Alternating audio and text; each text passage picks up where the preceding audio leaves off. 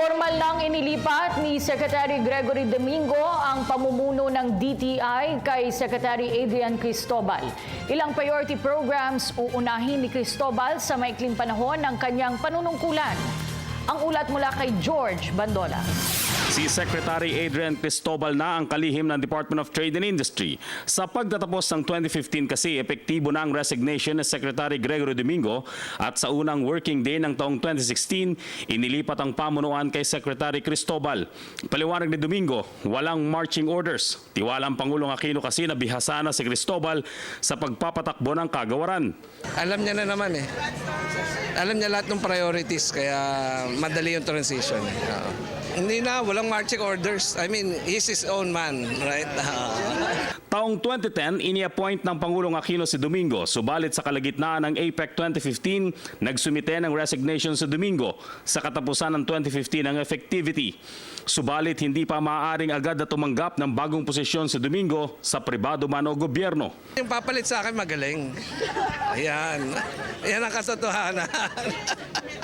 Wala, hindi ba may 1-year prohibition kami?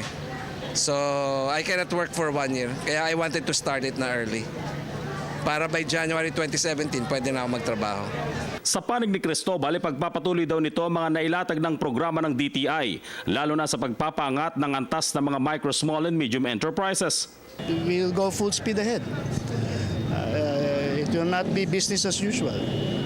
The programs we have now, such as the shared services facilities, the programs for the micro, small, medium enterprises, our trade promotions and negotiations will continue at a faster pace now. Bagamat inaasahan na 6 na buwan lamang ang panunungkulan ni Cristobal, umaasa naman itong maipagpapatuloy hanggang sa mga susunod na henerasyon ang mga programang inilatag ng DTI ngayon. For us here, we look beyond administrations. In fact, we look at generations when we plan programs and projects. Bilang abogado, taong 1991 unang nanungkulan sa pamahalaan si Cristobal bilang Special Assistant to the DILG Secretary. 2001 nang ma-appoint ito bilang Undersecretary for Consumer Welfare and Trade Regulation.